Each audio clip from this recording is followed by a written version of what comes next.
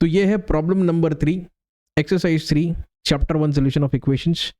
और जिस बुक को हम फॉलो कर रहे हैं उसका नाम है higher engineering mathematics by doctor BS Grewal. वैसे अगर इस बुक को परचेज करना चाहते हो तो उसका लिंक जो है नीचे डिस्क्रिप्शन में मैं दे दूंगा, कर लेना, ठीक है। अच्छा, सवाल बनाए, क्या अप्रोच रहेगा? सबसे पहले तो ये ऑब्जर्व करो, इसमें ये कार्डन्स टेम्पलेट या फॉर्मेट में है भी कि नहीं है। सर बिल्कुल, एक्स क्यूब का कोफिशिएंट 1 है, एक्स स्क्वायर वाला टर्म है नहीं, एक्स वाला है और बिना एक्स वाला है। बहुत बढ़िया सर, बिंदास, बहुत अच्छी न्यूज़ है। हम स्ट्रेट अवे कार्डन्स मेथड लगा सकते हैं। कैसे लगाओगे सर? एक्स बराबर यू प्लस वी ले लेते हैं, ठीक, दोनों तरफ क्यूब कर लेते हैं, इन सारे टर्म्स को LHS में ले आते हैं और by the way u plus v का सब्सटीट्यूशन आप कर देना, ठीक है, कर देना ध्यान से।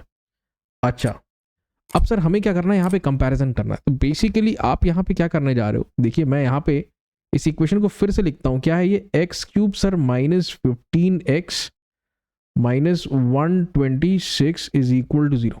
आप अगर देखोगे माइनस 3uVx बराबर हो जाएगा माइनस 15, साथ में minus u cube plus v cube हो जाएगा माइनस 126 के बराबर। ये कंपैरिजन करना है, ये तरीका है कार्डन्स मेथड को अप्लाई करने का। कर लिया आपने? इतना अगर कर लिया तो काम आसान है। 3 पंजे 15, uv बराबर 5, दोनों तरफ -1 से मल्टीप्लाई कर दो, u cube plus v cube बराबर 126 आ गया। यहां पर भी u क्यूब वी क्यूब दिखना चाहिए ना, तो क्यूब कर दो दोनों तरफ, हो गया।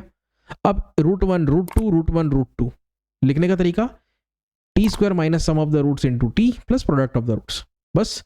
तो बच्चों देखिए, ये सम ऑफ द रूट्स 126 है, प्रोडक्ट ऑफ द रूट्स 125 है, बस उन दोनों को, एक को यहां रखो, प्रोडक्ट ऑफ द रूट्स को यहां पे रखो, रख देते हैं, हो गया।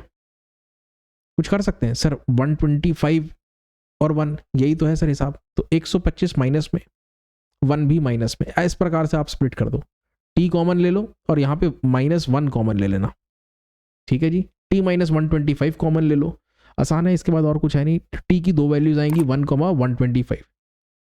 टी की 2 वैल्यूज मतलब u cube is equal to 1, v cube is equal to 125। दोनों तरफ क्यूब कर दोगे आप, क्यूब रूट करोगे तो बेसिकली यू बराबर आ जाएगा 1 और वी बराबर 5।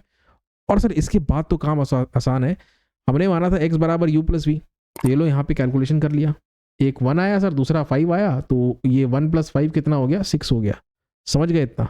बस इसका मतलब ये है x इज इक्वल टू 6 जो है वो एक रूट है किसका? ये गिवन इक्वेशन का। बस अब हम क्या करेंगे? इस इक्वेशन को x इज इक्वल टू 6 से डिवाइड कर देंगे। चलो अगले स्लाइड में चलते हैं। लगाए सिंथेटिक डिवीजन। अगेन देखिए यहाँ पर एक्स स्क्वायर टर्म नहीं है तो उसकी जगह मैं 0 लिखूंगा। -15 मैंने लिखा, -126 मैंने लिखा, इतना समझ गए? हाँ सर। किससे डिवाइड करना है? 6 से। ये रिजल्ट आया था सर, अभी ये देखा हमने, ये 6 आया ना, ये 6 आया, बस ओके।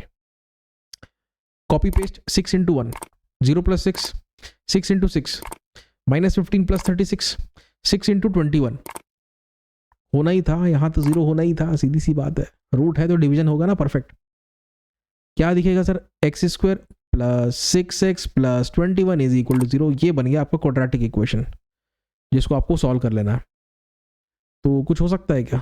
21 सर मुझे तो नहीं लगता, फॉर्मूला लगाना पड़ेगा। तो -b बराबर 6 प्लस माइनस √(b² मतलब 6² -4 × 1 × 21 हो गया।